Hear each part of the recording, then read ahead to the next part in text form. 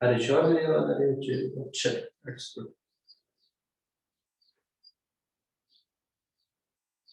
अभी क्लियर है बच्चों? इको तो नहीं है? अब बताओ, जस्ट टेल मी नाउ। अभी भी इको आ रहा है क्या? अभी भी इको आ रहा है? Just tell me last time. अभी क्लियर है? क्लियर है, ओके। हाँ मुझे भी लग रहा था इको था। चलो दैट्स गुड, क्लियर हो जाएगी बेटा थोड़ा सा। चलो तो शुरुआत करते हैं। पिछली क्लास में अगर तुम याद करो, मैंने तुम लोगों को पोटेंशियल और पोटेंशियल डिफरेंस पढ़ाया है। याद आता है?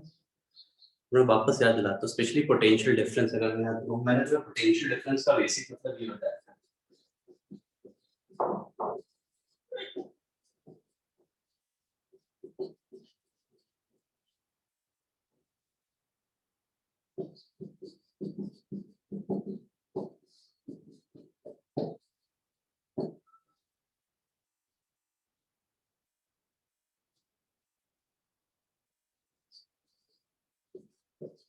और पोटेंशियल का मतलब ये बताया था।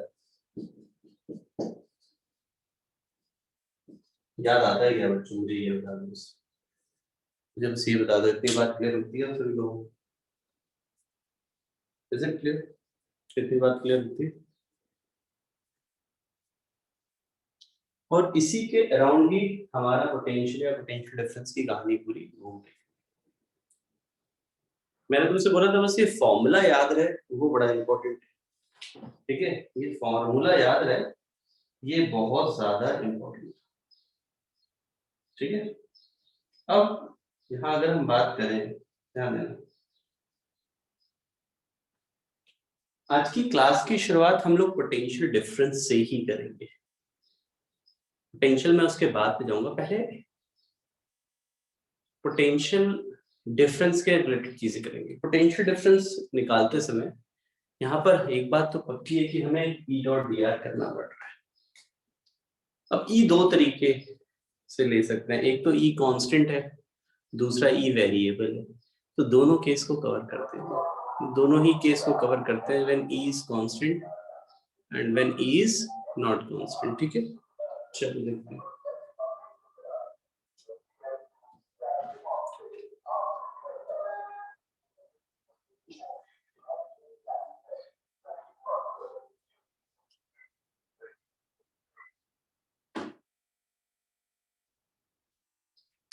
इसमें देखिएगा,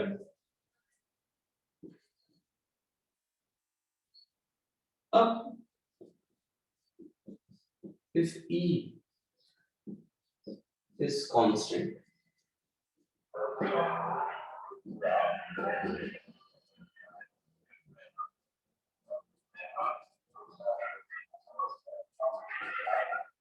ये दे रखा है आपको ये दे रखा है। ठीक है, क्लियर हो गया बेटा? ये चीज आपको गिवन है, और ये बोल रहा था that electric field is constant. यहाँ पे अगर आप देखिए तो आपसे एक बात उसमें बोली कि that electric field is constant, electric field यहाँ पे कांस्टेंट।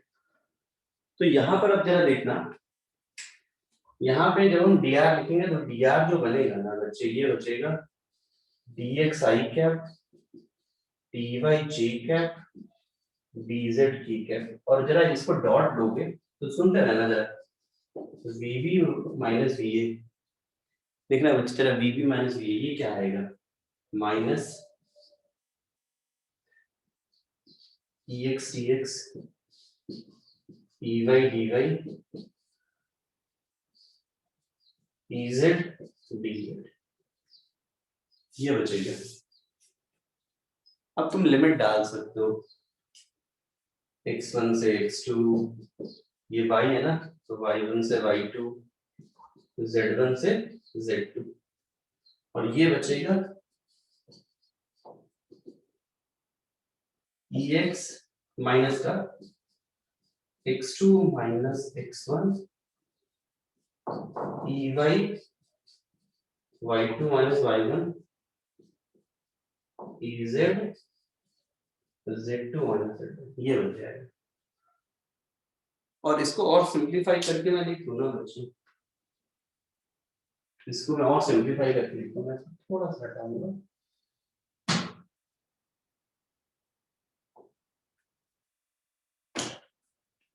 इसको देखो मैं क्या लिखता हूँ, इसको मैं डेल्टा भी लिखता हूँ,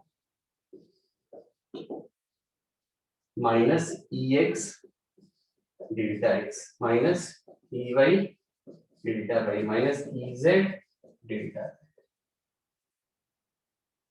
आप बिल्कुल इस तरीके से लिख सकते हो, और थोड़ा सिंप्लीफाई कर दूं तो मैं इसको लिख दे रहा हूँ minus E dot delta R, जहां पर ई तो ये है और डेल्टा आर जानते हो क्या होगा,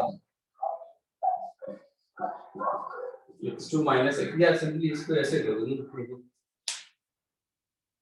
वो जरा सिंपली इसको ऐसे कर दो, सिंपली अगर मैं कर दूं तो ये आ जाएगा delta X I cap delta Y J cap delta Z T cap, ये डेल्टा है। ठीक है, तुम्हारे पास चॉइस है बच्चे, तुम चाहो तो इस फॉर्म में याद करो या इस फॉर्म में याद करो, किसी भी फॉर्म में याद करो, याद होना चाहिए। और ये फॉर्मूला तुम तभी अप्लाई कर सकते हो when electric field is constant, अगर ये given है तभी यूज करना, अगर नहीं given है फिर नहीं यूज कर सकते। समझ गए बच्चों? ठीक है, अब पूरी बात देख लो बच्चे, कुछ पूछना हो तो जरूर पूछना, क्योंकि मैं इस पे भी क्वेश्चन दूंगा।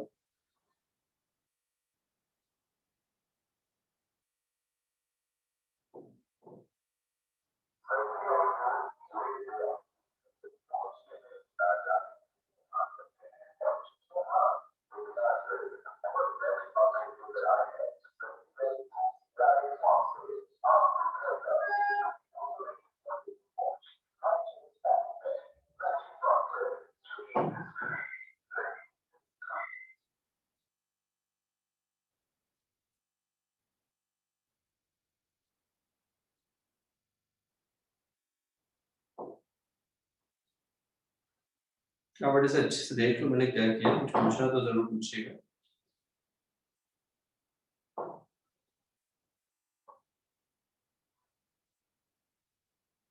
नोट कर ले तो बेटा बता भी देना सभी को।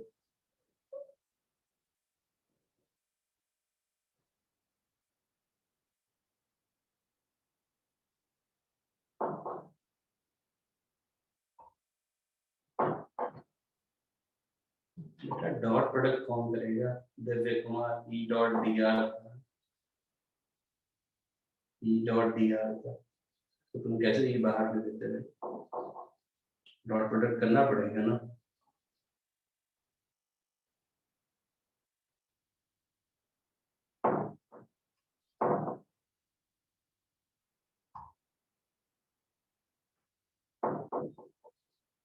सबने नोट कर लिया बच्चों? मैं क्वेश्चन लेना चाहता हूँ बिल्कुल इसमें, एक बेसिक सा क्वेश्चन मैं लेना ही चाहता हूँ इसमें।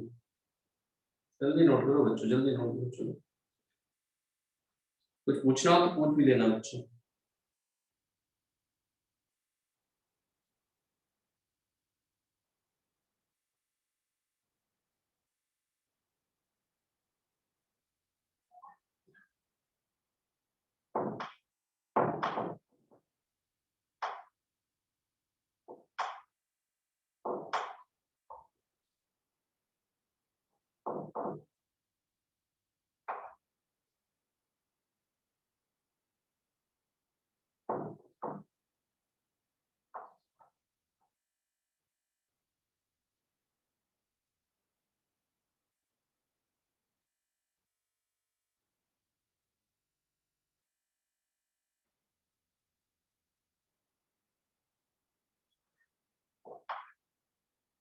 चलो अब मैं एक क्वेश्चन देता हूँ बच्चे, यहीं पर मैं एक क्वेश्चन देता हूँ और आप लोगों से सॉल्व करिएगा।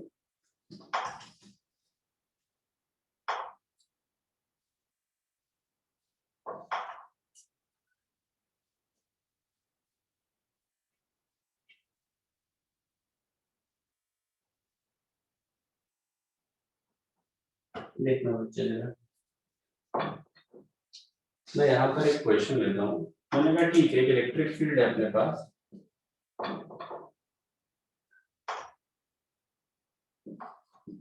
टू आई प्लस 3G, और यहाँ पर हमें VB माइनस VA निकालना है, ठीक है। जहां पर पॉइंट A है 1,2 और पॉइंट B है 2,3, ये दिया हुआ है, और अपने को पोटेंशियल डिफरेंस निकालना है। क्वेश्चन की लैंग्वेज समझ आ रही है? कोशिश करो जरा बच्चों। क्वेश्चन सीधा है, कोई मुश्किल नहीं आनी चाहिए, ठीक है बच्चों।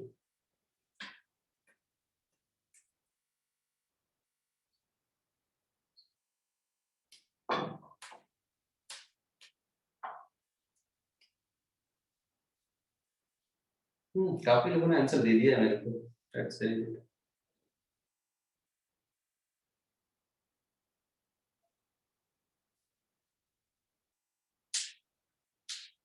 नहीं मेहुल माथुर, बेटा डॉट प्रोडक्ट ले लो भाई। Potential is a scalar quantity, I J में नहीं आंसर है, ठीक है, ठीक है बच्चे, आईजे में नहीं आएगा बेटा आंसर।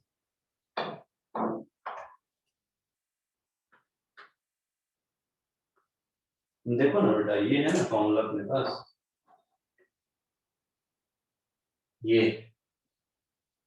माइनस ई, ई की वैल्यू लिख दो 2i plus 3j dot, dot में देखो ना, delta X I cap plus delta Y J cap plus delta Z की कैप। अब जेड तो है नहीं, इसको हटाओ, डेल्टा एक्स,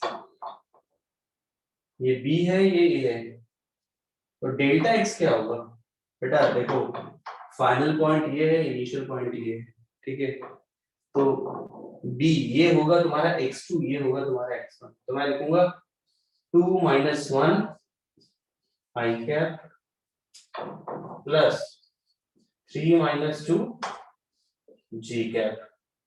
यहां से देखो माइनस, ये 1 बचा तो यहाँ बचा 2, ये 3 तो ये 1 बचा इधर, तो ये 3, तो ये आ जाएगा -5।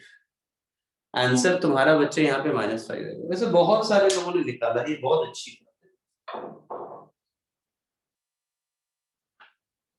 नहीं भाई राक्षी सिंह, तुम लोग ये √14 √13 क्या लिखा है? डॉट प्रोडक्ट लो ना बच्चे। राक्षी सिंह तुमने क्या बेवकूफी की है, समझ आ गया तुमको? हर्षित जैन, देखो बच्चे तुमने क्या गलती की, वैसे मेजॉरिटी ने आंसर सही दिया, कोई प्रॉब्लम नहीं है। बाकी सभी लोग देखो जिन्होंने जो गलती की है, किसी को कुछ पूछना हो तो पूछ लो भाई।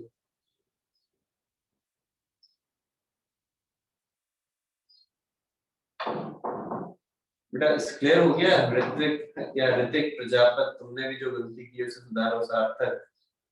हर्षित जैन, वो -5 आएगा, ये समझ आ रहा हो तुम्हें। साक्षी तुमने सुधार किया होगा, उम्मीद कर रहा हूँ, ठीक है, दैट्स वेरी गुड। तो ये बताओ मुझे, अगर इलेक्ट्रिक फील्ड कांस्टेंट है तो किस तरीके से हमें कैलकुलेट करना चाहिए पोटेंशियल डिफरेंस, ये बात समझ आ गई तुमको?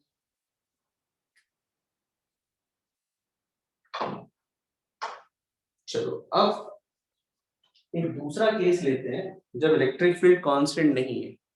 दूसरा केस तब लेते हैं जब इलेक्ट्रिक फील्ड कांस्टेंट नहीं है, उसे भी देखो।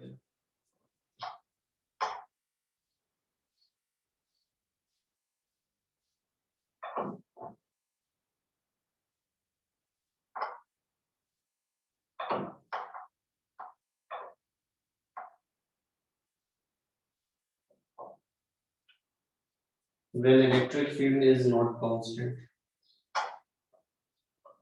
देखिए अपने पास VB माइनस VA है माइनस E डॉट dr, ये है, और ये है तुम्हारा RA से RB। अगर इलेक्ट्रिक फील्ड नहीं कांस्टेंट है तो अपने को करना पड़ेगा इंटीग्रेट, सीधी बात है, we have to just integrate, अपने को क्या करना पड़ेगा, इंटीग्रेट करना पड़ेगा, अपने पास और कोई चॉइस नहीं है, ठीक है। इसको भी एक क्वेश्चन से ही शुरुआत करते हैं, ठीक है। क्वेश्चन ये है बेटा, मैं वो केस ले रहा हूं जब इलेक्ट्रिक फील्ड वेरिएबल है, ठीक है, इलेक्ट्रिक फील्ड वेरिएबल,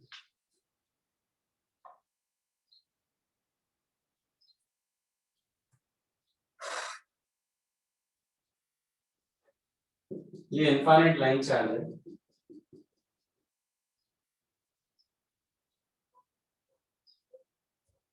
ठीक है, ये डिस्टेंस है आर ए, ये डिस्टेंस है आर बी, ठीक है, और अपने को ये लीनियर चार्ज डेंसिटी लैम्डा है, अपने को वीबी माइनस वी ए निकालना है, अपने को क्या निकालना है, वीबी माइनस वी ए, अपने को क्या निकालना है बच्चे, वीबी माइनस वी ए। यहाँ पे देखो, अब अपने को सिंपली एक ऐसी इलेक्ट्रिक फील्ड दे रखी है जो वेरिएबल है, और हमसे क्वेश्चन में ये पूछता है कि भाई VB minus V A calculate कर दो, क्या कैलकुलेट कर दो, VB minus V A calculate. अब इस कहानी में क्या फर्क पड़ेगा अपने को, फर्क ये पड़ेगा कि माइनस ई की वैल्यू क्या रखेंगे,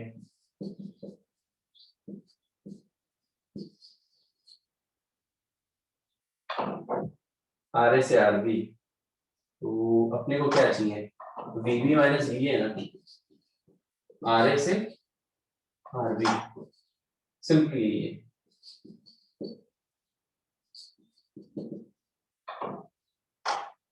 lambda by 2 pi epsilon not बाहर, D R by R, R B से आर ए, बी आ जाएगा, lambda by 2 pi epsilon not ln r, R B से आर ए। और जरा देख लो बेटा, रिजल्ट में लिख रहा हूँ, उम्मीद करता हूँ समझ आए तुम्हें, वैल्यू डालोगे ये आ जाएगा lambda upon 2 pi epsilon not ln R A upon, उल्टा लिख दिया क्या, उल्टा लिख दिया, सॉरी, ये नहीं माइनस था ना, सॉरी सॉरी, माइनस तो था ही, यहाँ माइनस था, और डी आर, एक मिनट, हाँ हाँ ठीक है ना, आर बी और आर ए, जस्ट मुझे देखने दो जरा, इधर मैंने ये माइनस एडजस्ट कर दिया, तो ये आर बी और आर ए,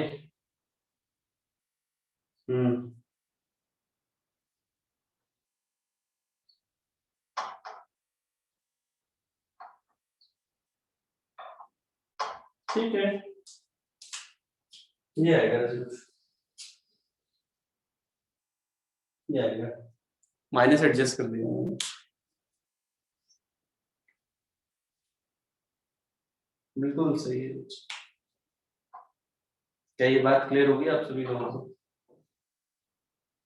क्या ये बच्चे इंटीग्रेशन क्लियर होता है आप सभी लोगों को, जस्ट टेक योर टाइम, इसे नोट कर लो, कुछ पूछना हो तो जरूर पूछिएगा।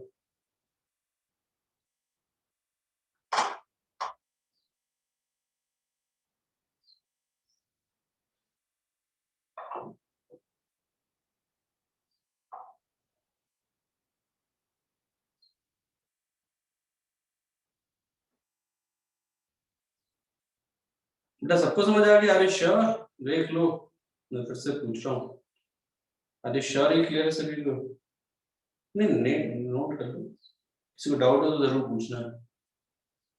देखो मैंने बताया था तरीका हमेशा ये रहने वाला है, आप इसको कैसे देखते हो, दैट इज इम्पोर्टेंट।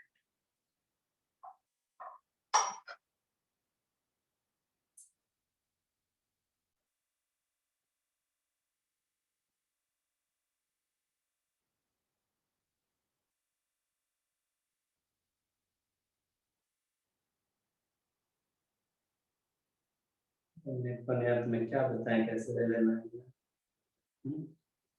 अब तुम्हें क्या बताएं बताओ,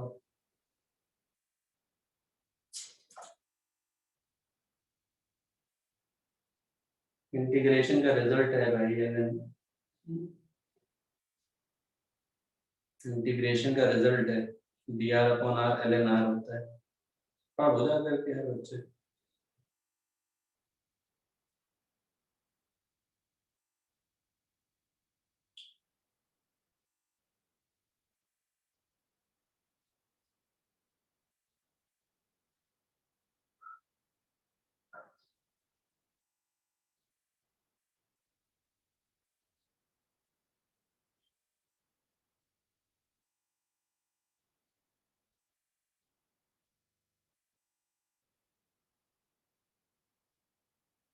आगे बढ़ा जाए बच्चों?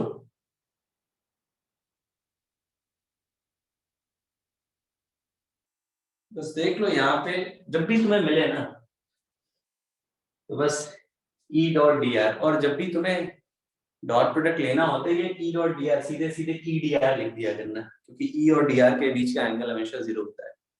तो ई डी आर करके पूरा का पूरा हमने क्या कर दिया, इंटीग्रेशन परफॉर्म कर दिया। ये एज ए रिजल्ट याद कर लो, काम आने वाली चीज है बहुत। ये एज ए रिजल्ट याद कर लो, ये बहुत काम आने वाला है, बार बार इस रिजल्ट का यूज आएगा बच्चे, ठीक है? इस रिजल्ट का यूज बार बार आएगा, ये बात समझ आ गई? इस रिजल्ट का यूज बार बार आएगा। अब आप सोच लो मैं क्या कह रहा हूँ बच्चे, ठीक है?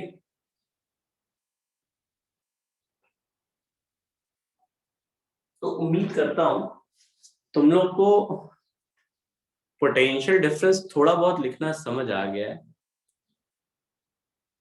थोड़ा बहुत लिखने से मेरा मतलब है कि अगर इलेक्ट्रिक फील्ड कांस्टेंट है उस केस में पोटेंशियल डिफरेंस कैसे निकालते हैं, और जब इलेक्ट्रिक फील्ड वेरिएबल है उस केस में पोटेंशियल डिफरेंस कैसे निकालते हैं। अभी क्वेश्चंस लेंगे और भी, बट बेसिक तरीका तो पता होना चाहिए। इसके बाद आता है इलेक्ट्रिक पोटेंशियल निकालने का पार्ट। वैसे तुमने ये अगर पोटेंशियल डिफरेंस समझ लिया है तो इलेक्ट्रिक पोटेंशियल निकालना तो और भी आसान काम है तुम्हारे लिए, सही बता रहा हूँ। इलेक्ट्रिक पोटेंशियल निकालना तो और भी आसान काम हो जाएगा तुम्हारे लिए, ठीक है? और देखना जरा, तो वहीं से मैं शुरुआत करता हूँ। अब सबसे पहले हम इलेक्ट्रिक पोटेंशियल निकालने जा रहे हैं। सबसे पहला obviously electric potential due two point charge करते हैं। आप हेडिंग लिखो, electric potential due two point charge.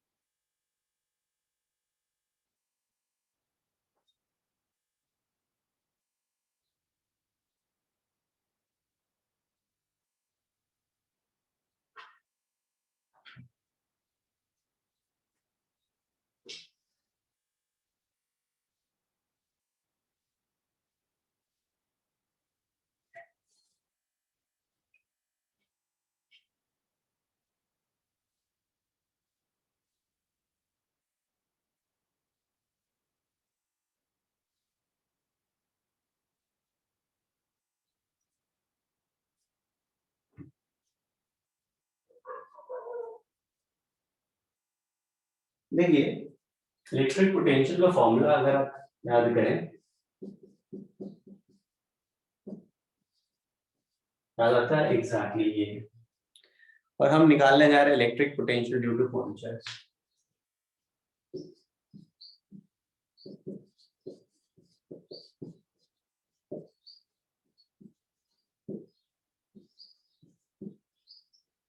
V due two point charge, इसमें देखो जरा, एक चार्ज है प्लस क्यू और r डिस्टेंस पे हमें इलेक्ट्रिक पोटेंशियल निकालना है। ये फॉर्मूला यूज करेंगे, माइनस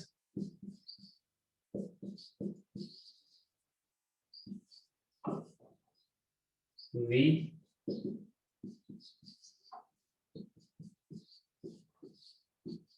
लिमिट्स डालेंगे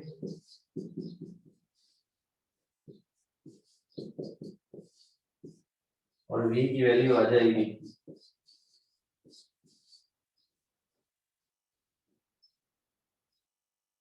ये आ जाएगा फॉर्मूला के क्यू बाई आर, और इसे एज अ रिजल्ट रट लेना है बच्चे को, एज अ रिजल्ट रट लेना है। मेरी आवाज क्लियर नहीं आ रही है क्या लक्षित या हर बाकी लोग? एक बार मुझे बताओ तो मेरी आवाज क्लियर है? चलो, ओजी पारिक भाई तुम्हारा नेटवर्क काफी खराब चल रहा है, बाकी सबको क्लियर आ रही है।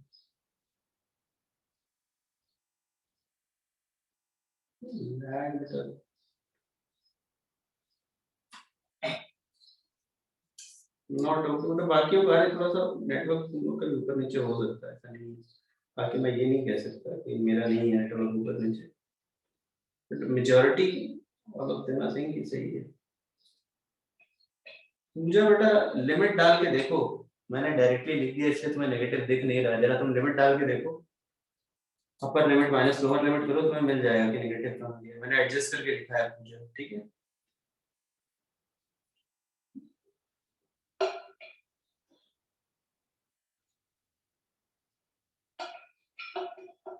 ठीक है, मुझे जरा तुम करके देखो।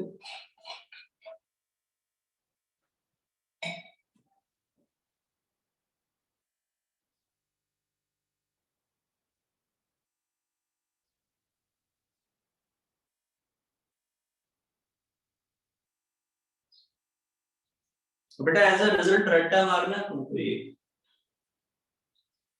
Everyone you need to learn this result बच्चे।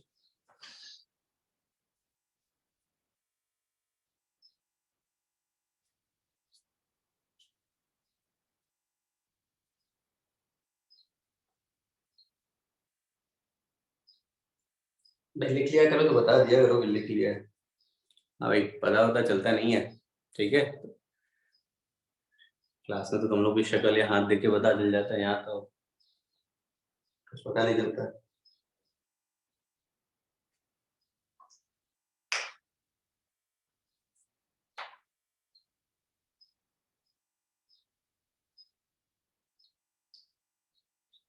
तो ये तो फर्स्ट पार्ट था, या this is the first thing that we were doing, और वो था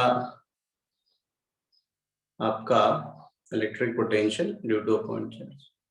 अब ये एक स्केलर क्वांटिटी है। अच्छा, मैंने इसका ऐसा यूनिट नहीं बताया, इसका ऐसा यूनिट वोल्ट होता है, इसका ऐसा यूनिट लिख लो, वोल्ट होता है, VOLT। पोटेंशियल डिफरेंस या पोटेंशियल का ऐसा यूनिट वोल्ट होता है, ठीक है बच्चे, इस बात को ध्यान रखना। अब यहाँ पर डिस्कशन करें, अगर हम लोग चर्चा करें तो सिंपली बात करें तो यहाँ पर क्योंकि ये स्केलर है तो हमें एक पॉइंट चार्ज के जैसे तो हमने पोटेंशियल लिखना सीख लिया, फॉर्मूला सीख लिया। अगर यही बहुत सारे पॉइंट चार्ज हैं उसकी वजह से पोटेंशियल निकालो तो उसके लिए क्या करेंगे, जरा हेडिंग लिखो, electric potential due to group of point charges.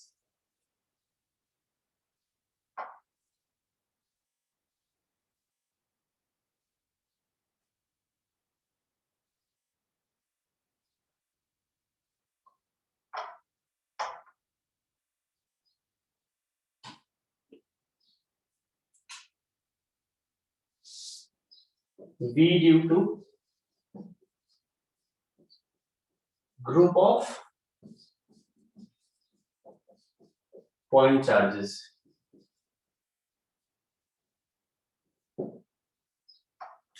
अब इसमें कोई मेहनत ज्यादा नहीं है, ये जैसे Q1 है, ये Q2 है, ये Q3, कितने भी ले लो, और ये पॉइंट है, ये डिस्टेंस R1 है, ये R2 है, और ये R3 है। तो मैं सीधे लिखूंगा कि जो पोटेंशियल आएगा ना, सीधे सीधे K Q1 by R1, K Q2 by R2, K Q3 by R3, या जनरलाइजेशन इस तरीके से करते हैं।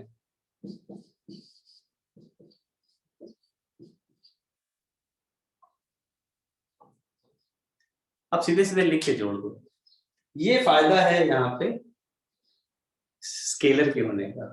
अच्छा, वेक्टर होता था तो वेक्टर सम करना पड़ता था इलेक्ट्रिक फील्ड में, यहाँ कुछ ऐसा नहीं करना, यहाँ कुछ ऐसा नहीं करना है, सीधे सीधे समेशन कर देना।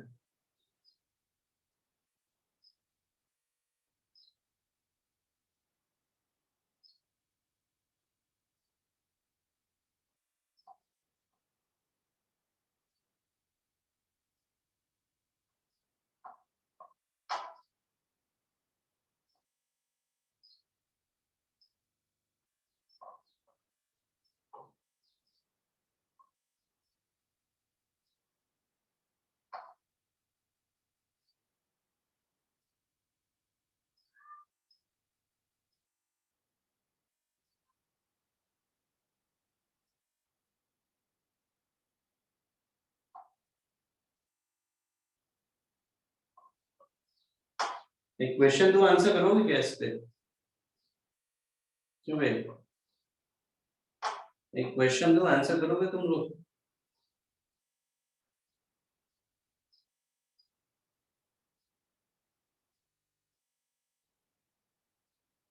तो इसमें क्वेश्चन आसान बनते हैं बहुत। सही बोल रहा हूँ, ये बड़ा अच्छा लगता है बच्चों को करने में यहाँ पे, क्योंकि इसके क्वेश्चन बड़े आसान बनते हैं।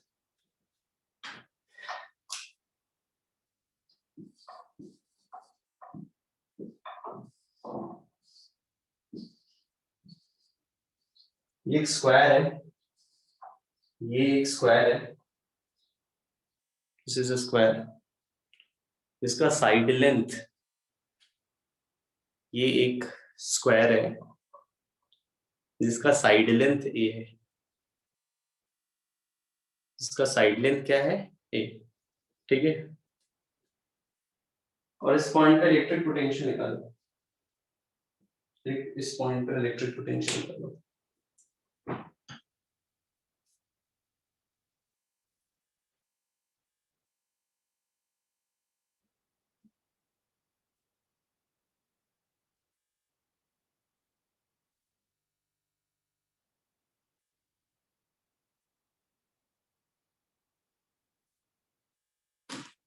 गलत नहीं होना चाहिए भैया,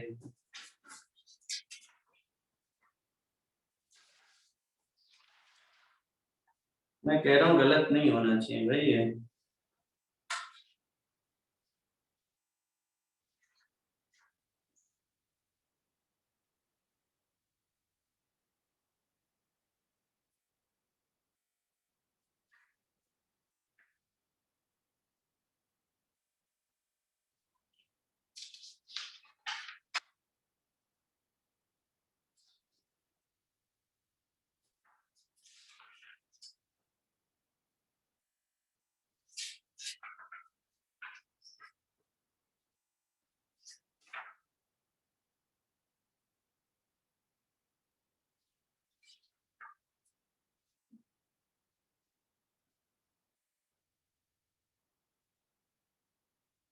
आयोग सभी लोग निकाल पा रहे हो भाई, करना है क्या, सीधे सीधे जोड़ ही देना है लिख के, नहीं सीधे सीधे लिख के जोड़ ही देना है ना, इसकी वजह से और इसकी वजह से, के क्यू बाई ए, के क्यू बाई ए, इसकी वजह से के क्यू बाई ए, इसकी वजह से के क्यू बाई, और इसकी वजह से K Q by A root two, K Q by A root two, ये आ जाएगा K Q by A root two, और तीनों को जोड़ दो, you will get that result. तो मैंने बोला था ना, पॉइंट चार्जेस की वजह से इलेक्ट्रिक पोटेंशियल लिखना कोई बड़ी चीज नहीं। ठीक है बच्चों, उम्मीद कर रहा हूँ सब लोगों ने सही से लिखा है। चलो भाई, अब आता है electric potential due to a conducting sphere.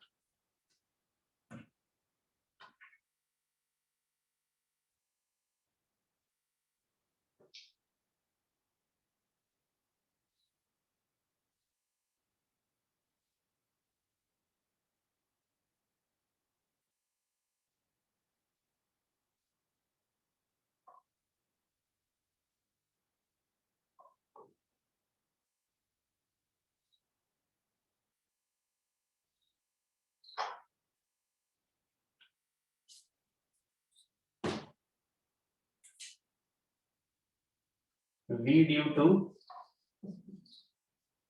conducting sphere, थोड़ा ध्यान से देखना इसको, ये कंडक्टिंग स्फीयर है, इसकी वजह से हमें पोटेंशियल एक तो बाहर के पॉइंट पर, दूसरा अंदर के पॉइंट पर निकालना है। ठीक है, सबसे पहला बाहर के लिए लेते हैं, आउटसाइड के लिए लेते हैं। बाहर की फील्ड क्या होती है? के क्यू बाई आर स्क्वायर। देखो जरा, V is equal to minus K Q by R square D R, और इंफिनिटी से अभी थोड़ी देर पहले यही इंटीग्रेशन किया था हम लोगों ने पॉइंट चार्ज के लिए, याद आता है तुम्हें? यही एग्जैक्टली यही इंटीग्रेशन किया था, और ये फॉर्मूला कितना आना चाहिए, के क्यू बाई आर। और ये फॉर्मूला कहाँ के लिए है, आउटसाइड के लिए। कहाँ के लिए, आउटसाइड के लिए। मतलब जो पॉइंट चार्ज वाला था गाने ना पूरा का पूरा वही। ठीक है, पहली बात। दूसरा आता है इनसाइड के लिए। इनसाइड के लिए देखना, तुम क्या लिखोगे, v is equal to minus infinity से r। अब r अंदर है इस बार ये बाहर नहीं है, इस बार अंदर है। अंदर ध्यान देना, इस बार अंदर है भाई, पहली बार में बाहर खत्म हो गया, इस बार अंदर है। अंदर के लिए सबसे बड़ी दिक्कत क्या आएगी, अंदर के लिए सबसे बड़ी दिक्कत आएगी कि बाहर इलेक्ट्रिक फील्ड अलग होता है, अंदर इलेक्ट्रिक फील्ड अलग होता है। बाहर होता है के क्यू बाई आर स्क्वायर, और अंदर क्या होता है, जीरो। याद आया, अंदर क्या होता है इलेक्ट्रिक फील्ड, जीरो। तुम लोगों ने याद किया है कि नहीं किया है भाई, मैंने बहुत बार बार बोला था कि याद करना है तुम लोग को ये चीज, तो उम्मीद कर रहा हूँ सबको याद। तो मैं क्या कर रहा हूँ, यहाँ से इंफिनिटी से कैपिटल आर, ईडीआर अलग लिखेंगे, और ईडीआर कैपिटल आर से स्मॉल आर अलग लिखेंगे। ये मैंने तोड़ा है, इसको स्प्लिट किया है। ऐसा लिखना बताया था मैंने तुम लोगों के एक फॉर्मूले में, पोटेंशियल डिफरेंस के फॉर्मूले में, इंफिनिटी से आर फिर आर से आर। क्या ये कर सकते हैं, क्या ये फॉर्मूला याद आता है तुम लोग को, पहले इतना ही बता दो मेरे को तुम सभी लोग। पिछली ही क्लास में मैंने आपको बताया था।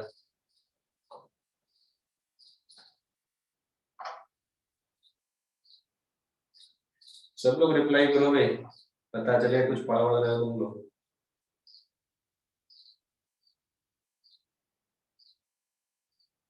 That's very good. अब यहाँ पर देखो जरा, इसके लिए देखो, ये बाहर का रीजन है, बाहर फील्ड है, ये बाहर वाला है, इंफिनिटी से आर, इंफिनिटी से आर, और आर से स्मॉल आर तक ना। तो आर से स्मॉल आर तक में इलेक्ट्रिक फील्ड याद करो, ये जो वैल्यू होती थी ना, ये जीरो आएगी, क्योंकि अंदर के रीजन में इलेक्ट्रिक फील्ड की वैल्यू है जीरो। अंदर के रीजन में इलेक्ट्रिक फील्ड की वैल्यू है जीरो। समझ गए। तो यहां से जब तुम इंटीग्रेशन करो बेटा, obviously minus, sorry, K Q by small R, limit डालेंगे इंफिनिटी से आर, तो v आ जाएगा के क्यू बाई आर। अब सोच लो मैंने क्या किया।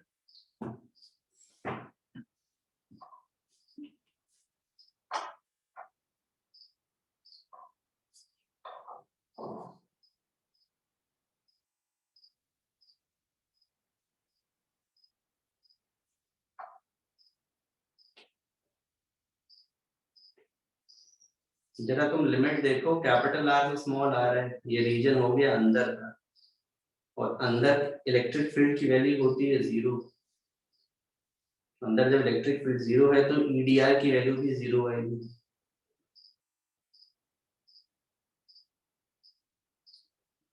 ठीक है जतिन अरोरा।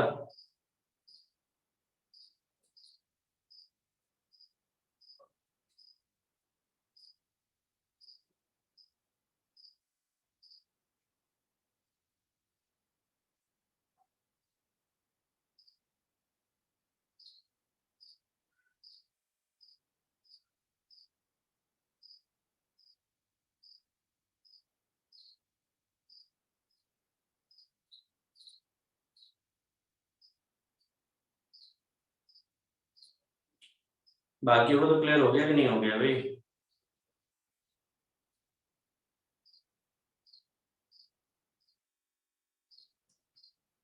अच्छा एक बात मैं और बोलना चाहता हूँ, जो रिजल्ट कंडक्टिंग स्फीयर के लिए आता है वही रिजल्ट शेल के लिए आता है। वही रिजल्ट किसके लिए आता है, शेल के लिए, चाहे फील्ड हो चाहे पोटेंशियल हो, चाहे वो इलेक्ट्रिक फील्ड हो चाहे वो इलेक्ट्रिक पोटेंशियल। लिख लो इस बात को।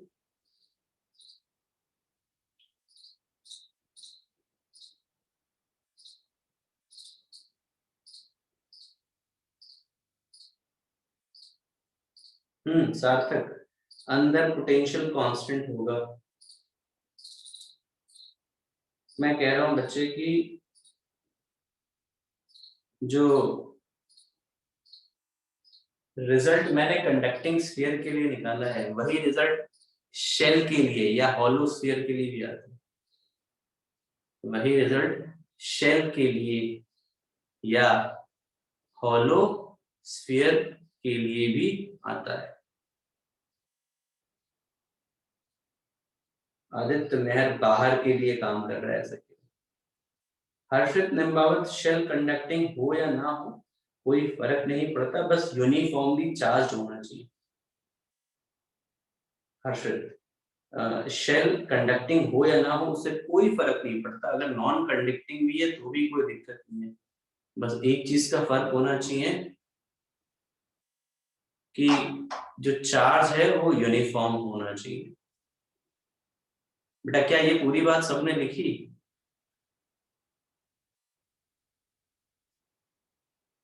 मैं सबसे पूछ रहा हूँ बेटा, या पूरी बात समझ आ गई जो मैंने बोला? आप देख लो इसे बच्चे अच्छे से। देखो नहीं आया तो बच्चे लिख दिया करो, मैं रिप्लाई कर दूंगा।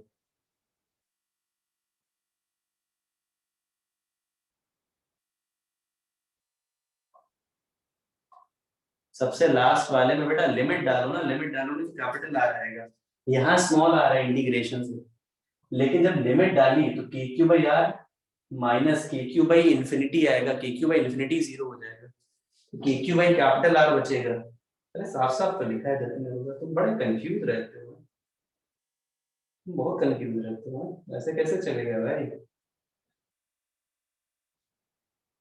अब बताओ और किसी को कुछ पूछना है, आगे बढ़ा जाए, मुझे ये बता दो बच्चों, आगे बढ़ा जाए क्या ये बता दो। R capital radius, R is the radius बच्चे, आर जो है आर रेडियस है, आर रेडियस है। इस एक बात जो इसने बोली मैं वो रिपीट करना चाहता हूँ कि तुम देखो इनसाइड वाले में एक कांस्टेंट वैल्यू आ रही है, इनसाइड वाले में एक कांस्टेंट वैल्यू आ रही है, और जो पोटेंशियल सरफेस का होगा वही पोटेंशियल अंदर के सभी पॉइंट्स का होगा। तो ये बात मेंशन करो कि भाई स्फीयर के अंदर, कंडक्टिंग स्फीयर के अंदर सभी पॉइंट्स का पोटेंशियल सेम होता है, और जो पोटेंशियल सरफेस का होगा वही पोटेंशियल किसका होगा, अंदर के सभी पॉइंट्स का। ये बात बिल्कुल अच्छे से मेंशन करो।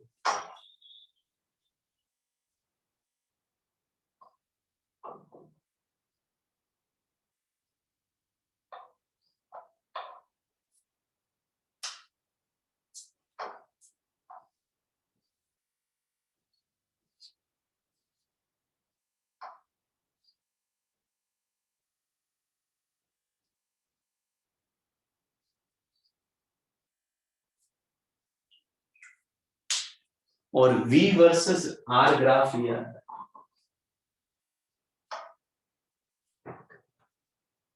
V वर्सेस R ग्राफ ये आता है, क्योंकि तुम देख लो जो स्फीयर के सरफेस का पोटेंशियल होगा अंदर के सभी पॉइंट्स का पोटेंशियल सेम होगा, इसीलिए देखो कांस्टेंट हो गया। और यही बात मैं कह रहा था कि ये पोटेंशियल कांस्टेंट है, तो जो सरफेस का पोटेंशियल आएगा अंदर के सभी पॉइंट्स का, स्फीयर के अंदर के सभी पॉइंट्स का पोटेंशियल वही आएगा अगर वो स्फीयर कंडक्टिंग है।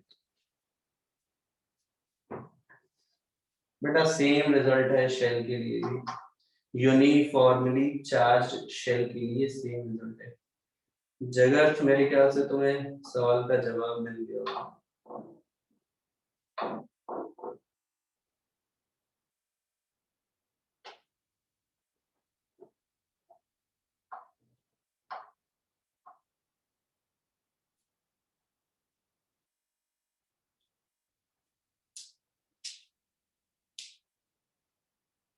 चलो अब लिखो heading V due to potential due to या electric potential due to non conducting sphere,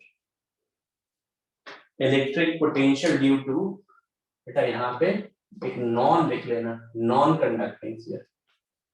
electric potential due to non conducting sphere, बस उसमें एक नॉन ऐड, तुम लोग पूरी हेडिंग लिखना, मतलब मैंने तो थोड़ा सा लिख दिया है, तुम लोग पूरी हेडिंग लिखना। Electric potential due to non conducting sphere.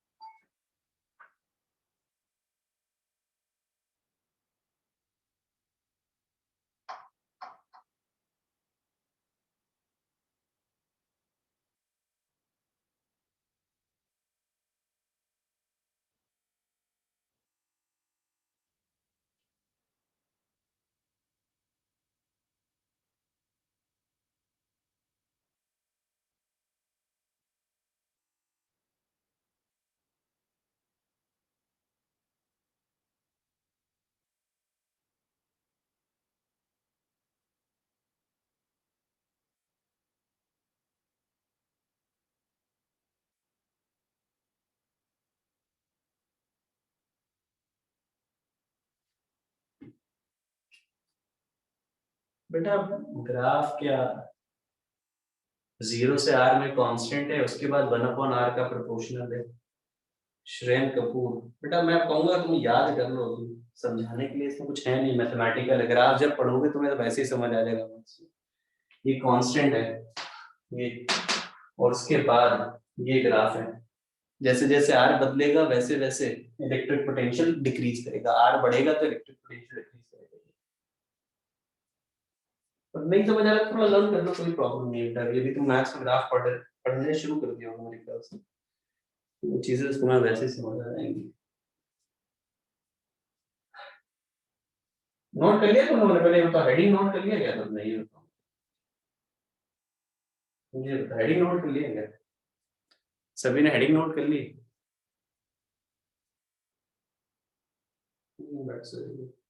अब एक काम करो, नॉन कंडक्टिंग स्फीयर की हम बात कर रहे हैं। नॉन कंडक्टिंग स्फीयर में बस एक ही चीज होती है, ये जो चार्ज होता है ना पूरे वॉल्यूम में फैला होता है, और नॉन कंडक्टिंग यूनिफॉर्मली चार्ज है। मैंने तुम्हें बताया था, जब तक कुछ ना बोला जाए यूनिफॉर्मली चार्ज हम लोग लेंगे, जब तक कुछ ना बोला जाए यूनिफॉर्मली चार्ज लेंगे, तो यूनिफॉर्मली चार्ज है। और अपने को बाहर के किसी पॉइंट पे पोटेंशियल निकालना है ये डिस्टेंस पे, ठीक है, तो इसके लिए कोई समस्या नहीं है, इसके लिए कोई समस्या नहीं है। ये जो मैंने पहले निकाला था ना कि आप लिखोगे integral E dot D R, और ई की वैल्यू कितनी होगी के क्यू बाई आर स्क्वायर, ये रखोगे, और बाहर के लिए रिजल्ट एग्जैक्टली सेम है, बाहर के लिए रिजल्ट एग्जैक्टली सेम आएगा। अगर इसके ऊपर टोटल चार्ज कितना है क्यू है, टोटल चार्ज कितना है क्यू, पहले इतना नोट करो, ये पहले ये हिस्सा नोट करो, इसमें कोई बदलाव नहीं, कोई भी चेंज नहीं है, इसलिए ये हिस्सा पहले नोट करो, मुझे जगह काफी चेंज होगी इसमें, ये नोट करो पहले, नोट कर लो, क्योंकि मुझे अब जगह चाहिए होगी, मैं इसको हटाऊंगा थोड़ी। ये यार ये आउटसाइड वाला, देखो यार तुम ध्यान नहीं देते, यूट्यूब खोल के बैठे रहते हो क्या? हम्म? दिमाग बिल्कुल फोकस्ड रखो बच्चे, बिल्कुल फोकस्ड, हाँ कोई बात नहीं, फोकस्ड हो, तो प्राणायाम किया करो आजकल।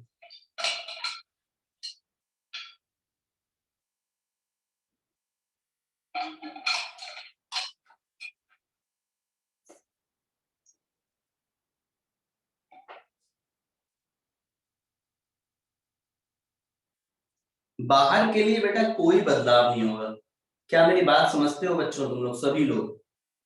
बाहर में कोई बदलाव नहीं आएगा, क्योंकि फील्ड में बदलाव नहीं हो रहा बच्चे, मैं केवल आउटसाइड की बात कर रहा हूँ, केवल आउटसाइड, केवल आउटसाइड वाले हिस्से की बात कर रहा हूँ, ध्यान रखना, मैं केवल और केवल आउटसाइड वाले हिस्से की बात कर रहा हूँ।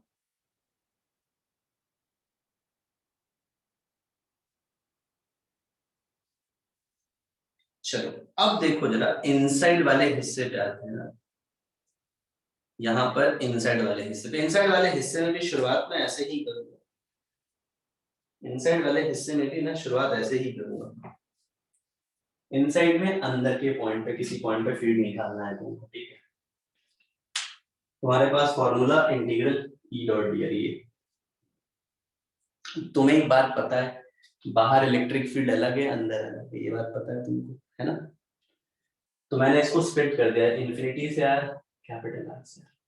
अच्छा, पिछली बार एक फायदा था कि ये इलेक्ट्रिक फील्ड जीरो थी अंदर में, तो वो हो गया था जीरो, बट यहाँ पर ऐसा नहीं है। इस बार जैसे तुमने लिखा है ना, मैं थोड़ा सा घटाऊंगा, थोड़ा सा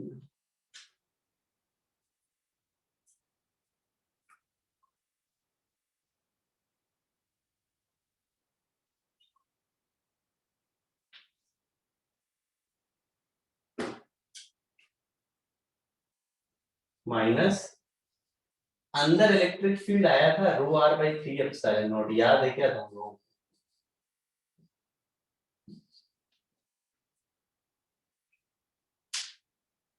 ये याद है फॉर्मूला तुम लोग को, नॉन कंडक्टिंग स्फीयर?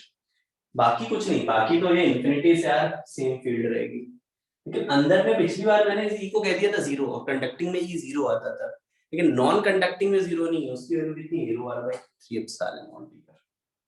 और अब इसका तो अभी आंसर निकाला था हमने ना, इसका तो आंसर निकाला था, मैं इसको सीधे सीधे लिख दिया उस वाले हिस्से को। ये तुमने निकाला था कि क्यू बाई आर, याद आया अभी? अरे पिछले वाले में ही निकाला था भाई, ये पिछले वाले में वही मैंने रख दिया। और इसमें क्या करोगे बेटा, ये बचेगा rho by 3 epsilon R D R बचेगा, आर डी आर, और इसका इंटीग्रेशन आ जाएगा माइनस रो बेटा कैपिटल आर से स्मॉल आर, इंटीग्रेशन आएगा rho by 6 epsilon not R square minus R square. पहले ये बताओ क्या ये क्लियर हो गया तुम लोगों को? Just tell me. पहले इतना नोट करो, क्योंकि मुझे अब फिर से जगह चाहिए और मैं हटाऊंगा, इसे नोट कर लो। पहले इतना नोट करो तुम लोग जरा।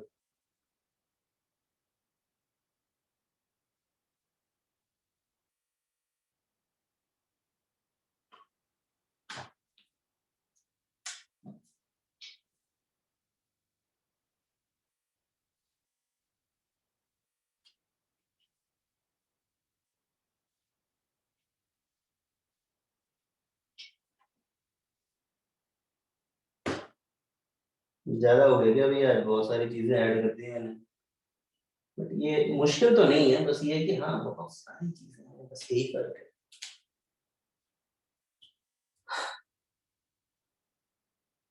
अब देखो, मैं लिखने वाला हूँ, मुझे ऊपर का भी उड़ा दूंगा थोड़ी देर में, बस देखते रहना, बस यहाँ से देखो, यहाँ तक मैं उम्मीद कर रहा हूँ तुमने सब नोट कर लिया है, क्योंकि मुझे ये सब हटाना पड़ेगा थोड़ी देर में। जल्दी करो बेटा, जल्दी करो, कोई नहीं, जल्दी नोट करो।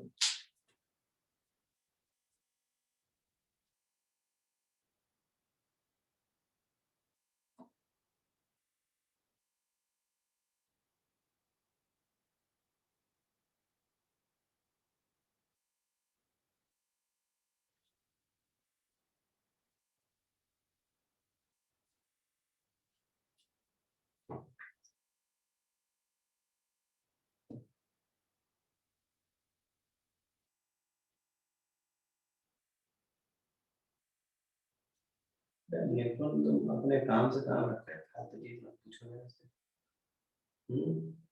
ठीक है, लेविन सर के बारे में पूछना है तुम फोन कर लो यार, ज्यादा अच्छा है।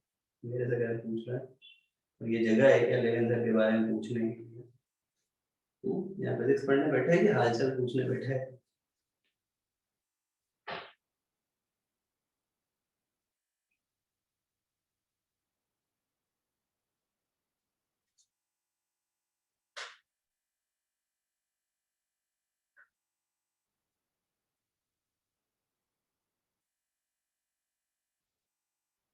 अरे श्रेयन कपूर, ये मैंने प्रूफ किया था क्लास में, याद करना था तुमको। रो आर बाई 3 एप्सिलॉन नॉट, मैंने इलेक्ट्रिक फील्ड का फॉर्मूला प्रूफ किया था Shreyan Kapoor, non conducting sphere के लिए। याद आ गया? रो आर बाई 3 एप्सिलॉन नॉट।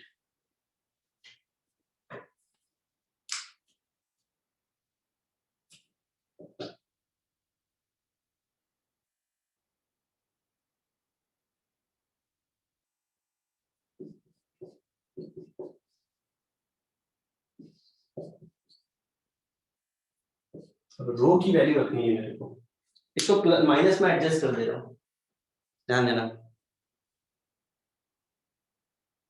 देखना उठ जरा एक मिनट।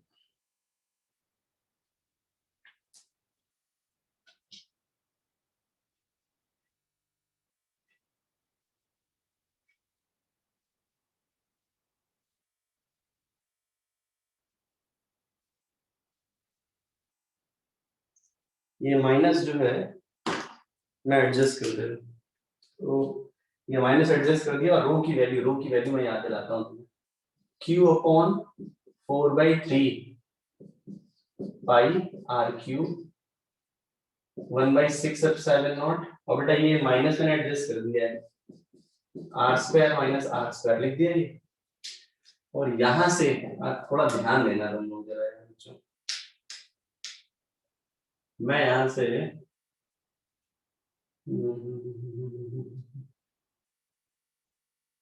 क्या कॉमन आ सकता है, सब कॉमन लेने वाला, क्यू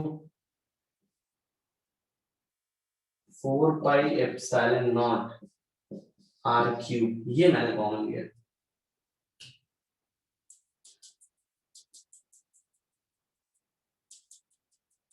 कुछ छूटा है क्या,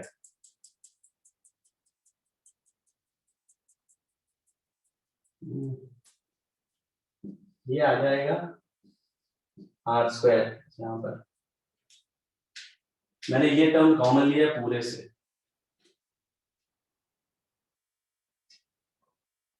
क्या लिखूं,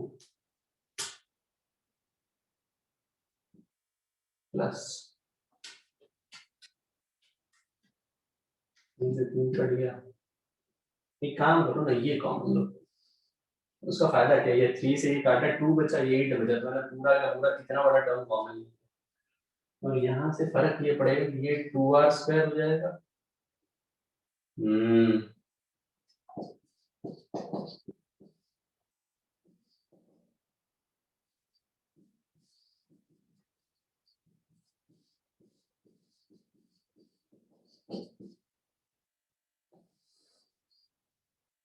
चाहो तो तुम इसको ये भी लिख सकते हो,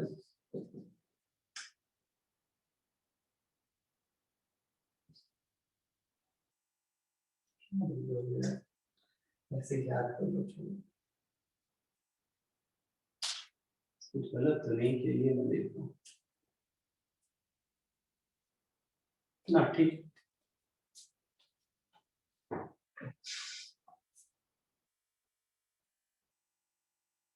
देखो मैंने कैसे कॉमन लिया बेटा, सिंपलीफाई करो, मैंने कुछ भाई फिजिक्स नहीं लगाई, गणित लगाई, उम्मीद कर रहा हूँ वो कर पा रहा हूँ, क्योंकि मैंने जैसे ही आर क्यूब इधर लिया ना, तो ऊपर आर स्क्वायर मल्टीप्लाई किया, नीचे आर क्यूब, मतलब आर स्क्वायर मल्टीप्लाई डिवाइड किया, जब कॉमन लिया मतलब 2r² मल्टीप्लाई किया, 2r² से डिवाइड किया, तो नीचे ये टर्म कॉमन आ गया, ऊपर 2r² बच गया, और ये टर्म बच गया, सॉरी सॉरी।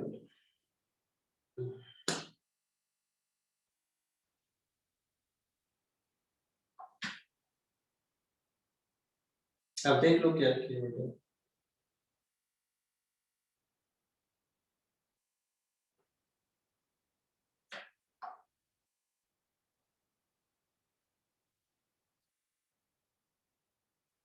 पूरी बात क्लियर हुई बच्चों,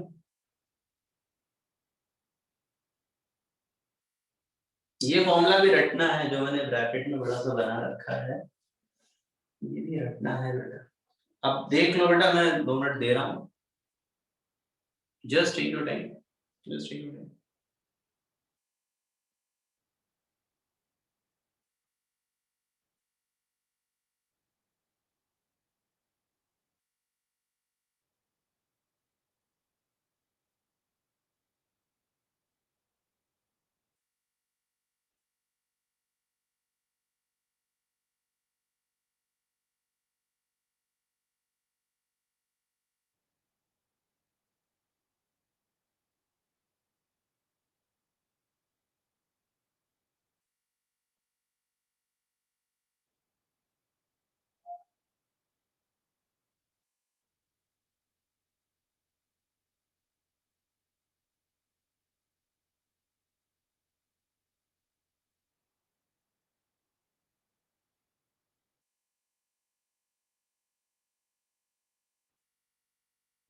लिख सकते हो बेटा आयुष,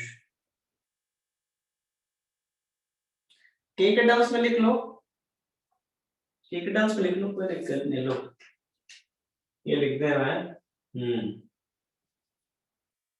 के Q upon 2r cube 3r square minus r square, मेरे ख्याल से ही आएगा, तुम्हारी चॉइस है। इसी में भी याद करो बेटा, याद होना चाहिए।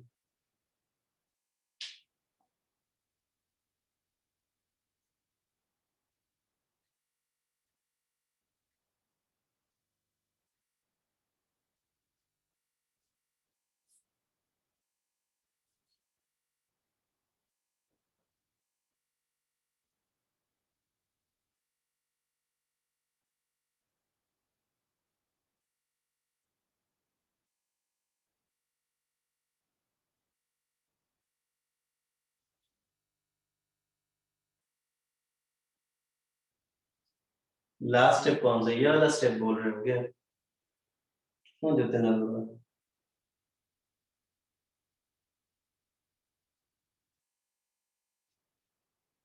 टॉप वाला मतलब ये सबसे ऊपर वाला, ये वाला?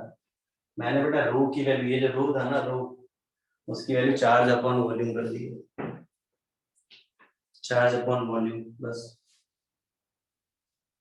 रो क्या होता है? वॉल्यूम चार्ज डेंसिटी होता है, उसको मैंने चार्ज अपॉन वॉल्यूम लिख दिया।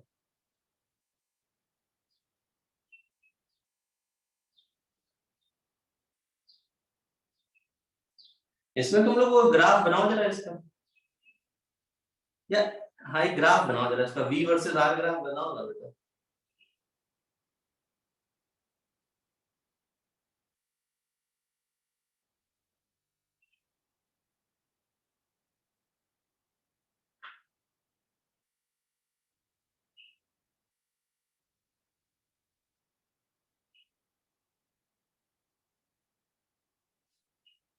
बेटा इसके लिए मैं क्या कह रहा हूँ, समझ आ रहा है? इसके ग्राफ बनाओ, वी वर्सेस आर ग्राफ।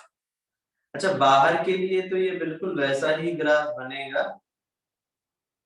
याद है, जैसा कि इससे पहले वाले के लिए बना था। अंदर वाला बदल जाएगा, और अंदर वाला ही मजेदार हिस्सा है इसमें, इनफैक्ट नया है जो तुम्हें देखना है, सही बोलो तो। नया है मतलब।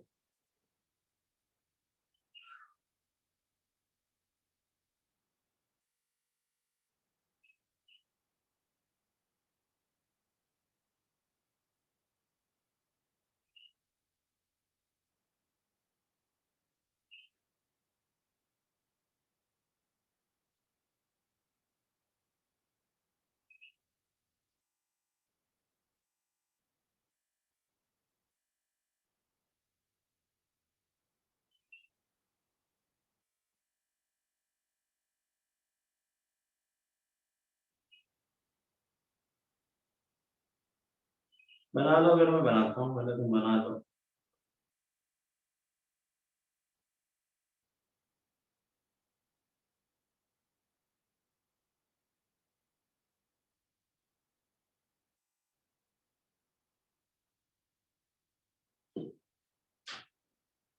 ग्राफ ऐसा बनेगा, मैं इधर बनाता हूँ।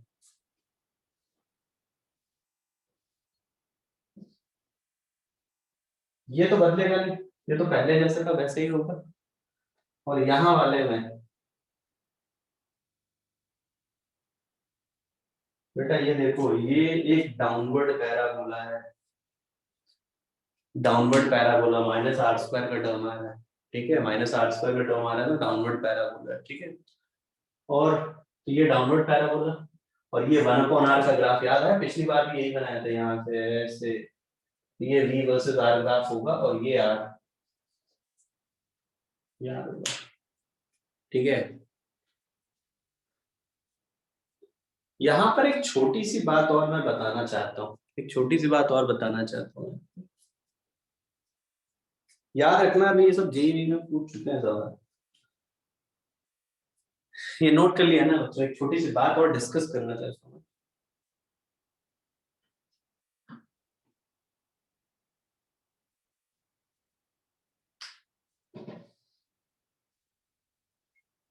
ये ग्राफ, ये फॉर्मूला भी रटना है, ग्राफ भी याद रखना, काम का है।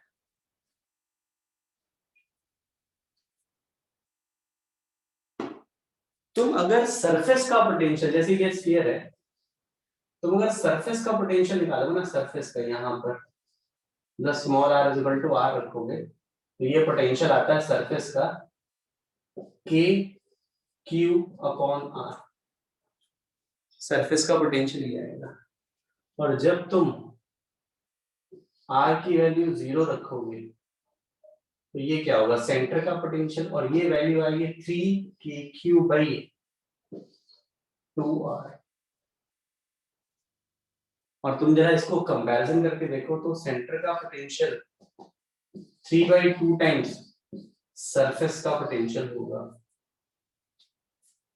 बेटा सरफेस के लिए स्मॉल आर की वैल्यू कैपिटल आर रखो, और सेंटर के लिए आर की वैल्यू 0 रखो। देखो जो मैंने बोला ये बिल्कुल आएगा, सेंटर का पोटेंशियल मैक्सिमम होता है, और सेंटर का पोटेंशियल मैक्सिमम होता है, और इसकी वैल्यू सरफेस के पोटेंशियल के 3/2 टाइम्स होती है। वीसी मतलब बेटा पोटेंशियल ऑफ सेंटर, ठीक है। वीएस मतलब पोटेंशियल ऑफ सरफेस।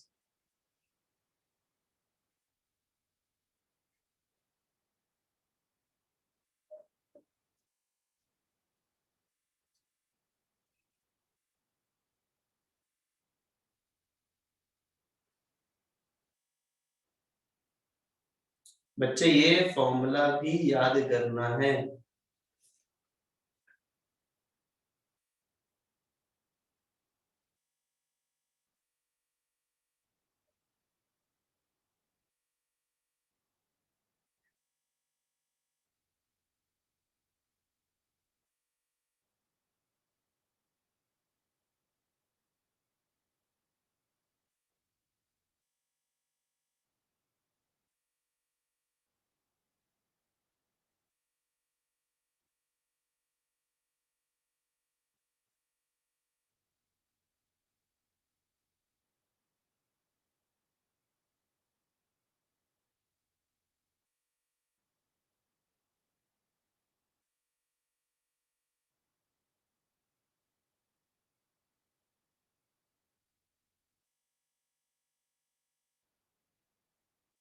तो ये पोटेंशियल की कहानी कुछ क्लियर हुई भाई, काफी कुछ किया हमने, अभी ये तो नहीं कहेंगे कि खत्म हो गया, बट हाँ काफी कुछ किया जरूर है, काफी कुछ किया जरूर है आज हमने। एक क्वेश्चन लिया जाएगा इस पर,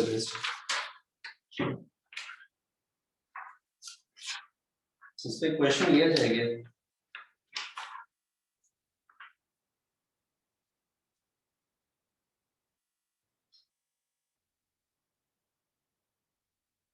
क्यों भाई, क्या कहते हो? अच्छा तुम लोग को ये बताओ, वो कोई क्वेश्चन बैंक मिला है क्या आज? कोई क्वेश्चन बैंक मिला है क्या? आज मैंने भिजवाया था भाई क्वेश्चन बैंक, बड़ा मजेदार है वो क्वेश्चन बैंक, काफी सारे क्वेश्चन हमें ले रहे हैं, मतलब पूरे डिस्कस करेंगे हम। फिलहाल तो एक क्वेश्चन लेते हैं, क्वेश्चन बैंक निकालो ना जरा बच्चों, क्वेश्चन बैंक निकालो जरा।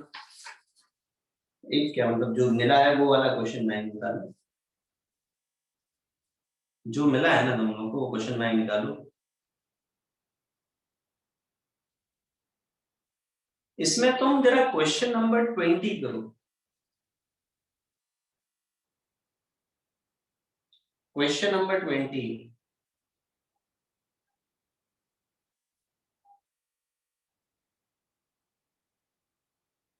क्वेश्चन नंबर 20 करो बेटा जरा, जो क्वेश्चन बैंक है ना उसमें क्वेश्चन नंबर 20 करो। हर्षद बेटा नहीं मिला तो पाठशाला वाले नंबर पर फोन करना, ठीक है? भेजा तो गया है वैसे, मैं क्यों नहीं मिला मैं नहीं कह सकता। क्वेश्चन नंबर 20 करो बेटा जरा।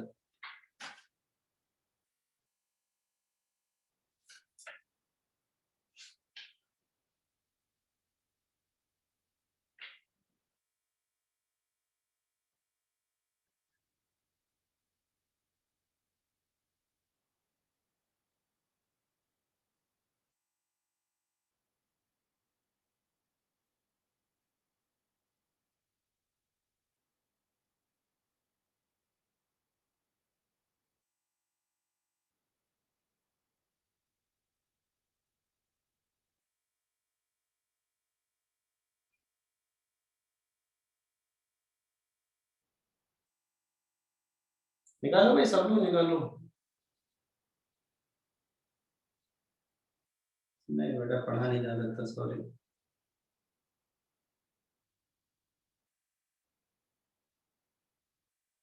क्वेश्चन नंबर 20 क्वेश्चन बैंक का।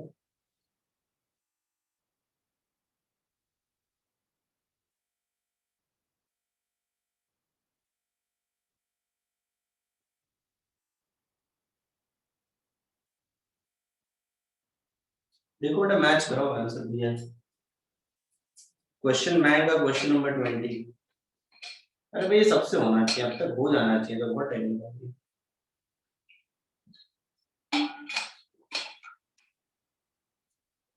नहीं भाई, question number 20 potential difference between centre and surface of the sphere.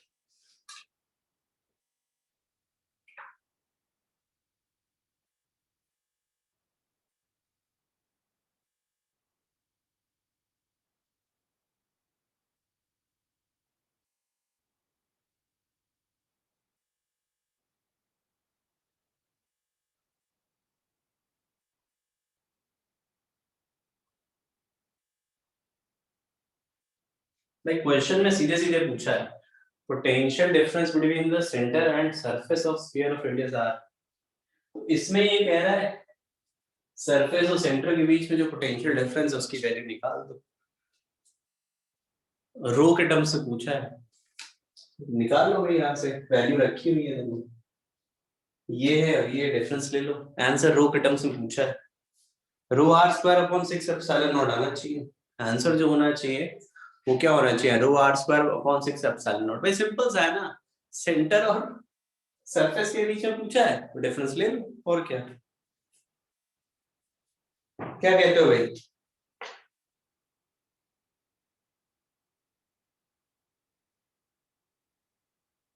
किसी से भी निकाल लो भाई।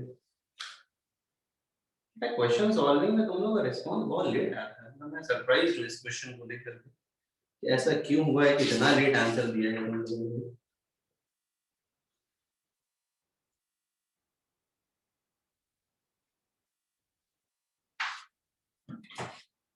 चलो तुम लोग आज ये थ्योरी पढ़ के आना, तो मैं कुछ होमवर्क दे रहा हूँ इसी क्वेश्चन बैंक से, ठीक है? मैं कुछ क्वेश्चन दे रहा हूँ, करके आना जरा। और जितनी थ्योरी तुमने पढ़ी है उतने से ही है, पोटेंशियल से नहीं, और भी सवाल है, तो जितनी थ्योरी पढ़ी है उतने से ही होंगे, थोड़ा ध्यान से करना हम लोग। मैं कुछ सवाल दे रहा हूँ, कुछ क्वेश्चन दे रहा हूँ। क्वेश्चन बैंक सही है। क्वेश्चन नंबर 12 देखो जरा, question number 12, question number 15, question bank से मैं दे रहा हूँ। Question number 12, question number 15, question number 16, question number 17, question number 18, question number 19, question number 26, question number 27,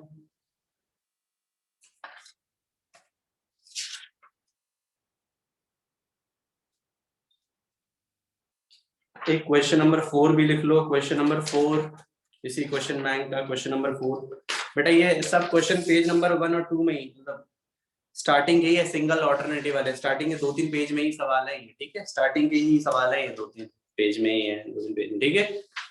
आप ये क्वेश्चन अटेम्प्ट करके आना और थ्योरी जरूर पढ़ के आना बेटा। देखो मैं बार बार कह रहा हूँ, अभी तो क्वेश्चन तो मैं कराया ही नहीं है, धीरे धीरे क्वेश्चन अब ऐड करना शुरू करेंगे, क्योंकि इसमें थ्योरी बहुत सारी होने के बाद ही हम करा सकते हैं। तुम ये मान के चलो कि थ्योरी ऑलमोस्ट 9 के बराबर कराई है अभी तुम्हें, ठीक है? चलो फिर आज की क्लास इतनी रखते हैं, नेक्स्ट क्लास में मैं ये डिस्कशन करूंगा और पोटेंशियल के कंसेप्ट्स को आगे बढ़ाऊंगा, बट प्रोवाइडेड आप लोग ये इतना पढ़ के जरूर करना, ठीक है बच्चों? चलो आज की क्लास इतनी रखते हैं।